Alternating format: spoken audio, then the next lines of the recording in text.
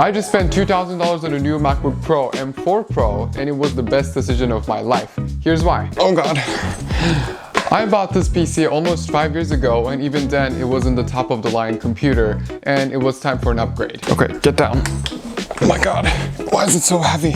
It's basically metal and glass, there's nothing in there. And that was one of the reasons, because it's so heavy. I've been a Windows user since basically I started using computers. So yeah, I could have built a faster PC, but instead, I bought this MacBook Pro M4 Pro. Before I share my thoughts, let's see what's in the box. This is how the box looks, and speaking spec-wise, in front of me I have the base M4 Pro, which comes in with 24 gig RAM and 512 storage. And in the box we have, of course, the laptop itself, and it comes with a color-matched cable and some paperwork. It doesn't have stickers, and a 70-watt charging brick. And now for the laptop, I went with the matte black finish. I personally think this looks way better than the silver. Yes, it does hold a lot of fingerprints, but you just have to wipe it. But personally, I think it looks really beautiful than the silver. I know the silver is the OG color, but there's just something about the matte black that I love. This was the unboxing, let's hear my thoughts. When it comes to making big purchases like this, I do a ton of research, so my YouTube feed is all Mac videos.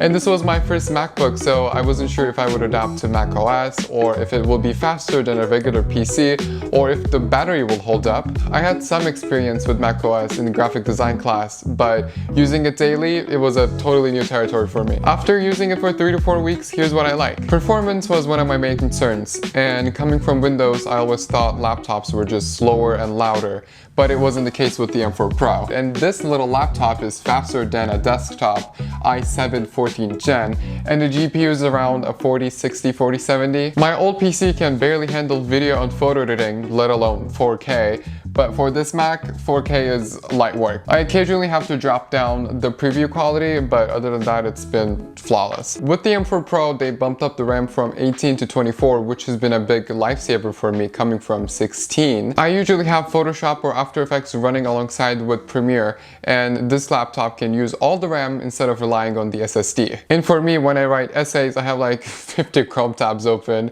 I need all the RAM for it. If you do any creative work, this MacBook will handle it no problem, and depending on your budget, I would suggest you to upgrade the storage or even the chip if you push the system hard. But when you hit the M4 Max chip's price range, it might make more sense to build a PC, but it really depends on your workflow and whether you are more desk-bound or you're always in the move. Carrying this much power in this compact, quiet form factor still blows my mind.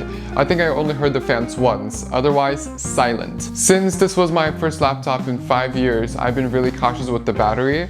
I'm working on my desk for most of the time and I keep it plugged in to avoid battery cycles, and I even asked Apple support if this was okay and they said it's no problem, you can keep it plugged in. When you pay this much money, you want it to last for a long time. For my Windows users thinking to switch, when you keep it plugged in all the time, it says the power source is the power adapter, so it doesn't even use the battery. As a new MacBook Pro and M4 Pro user, here's what I love. Yes, I'm gonna keep repeat that it's an M4 Pro because I paid extra for that.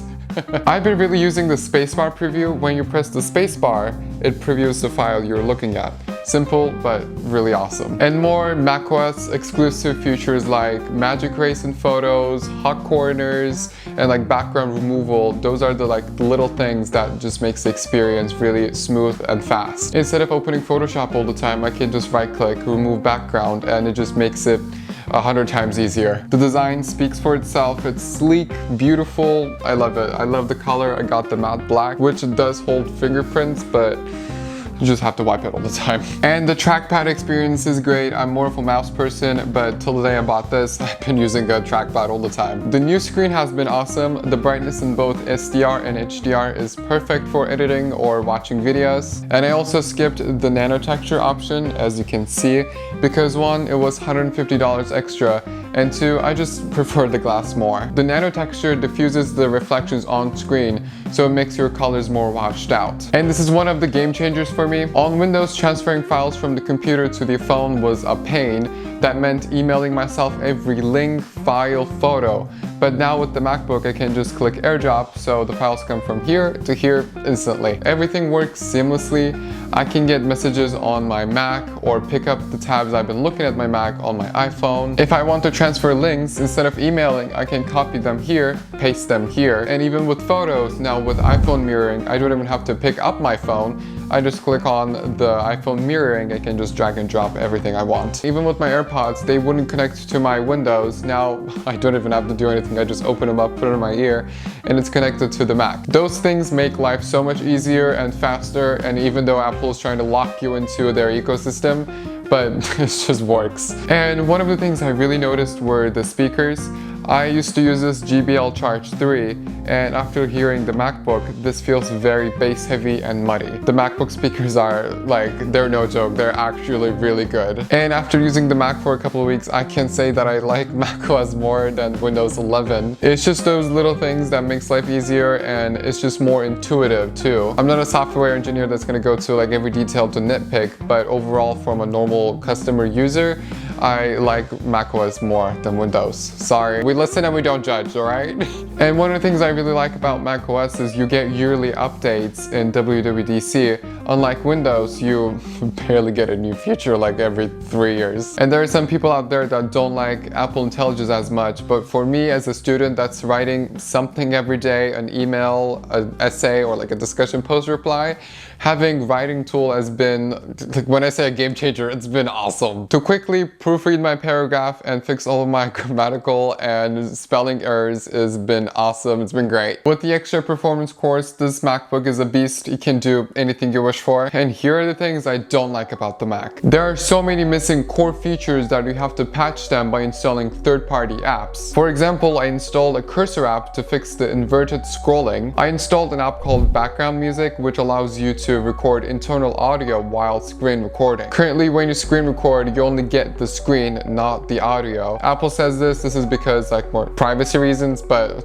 no one really cares, come on. And I installed Hidden Bar to declutter the taskbar because of all of the third-party apps you have to install. And I have installed more apps to make things more convenient, like Grab to Text. When you screenshot, it lets you take all the text from the picture. And Stats to see all the CPU and GPU utilization because I'm a nerd and I want to see all of them. And the second thing that drives me crazy is the Finder. The desktop seems more for aesthetics since everything is stored in the Finder. It's hard to see the file previews, you have to keep pressing the spacebar, and when you switch to the icon view to preview the files better, and when you decide to delete a file or two, the files don't realign, so there's like a gap. But maybe there's a setting for that I don't know. And it also annoys me that you cannot have multiple Finder windows, so you can just drag and drop files. Control X doesn't work to cut the files, or in this case, Command X. And I don't know, it's just files frustrates me sometimes, I hate it. And other than that, I don't think I have more complaints. It's been really good lately, knock on wood.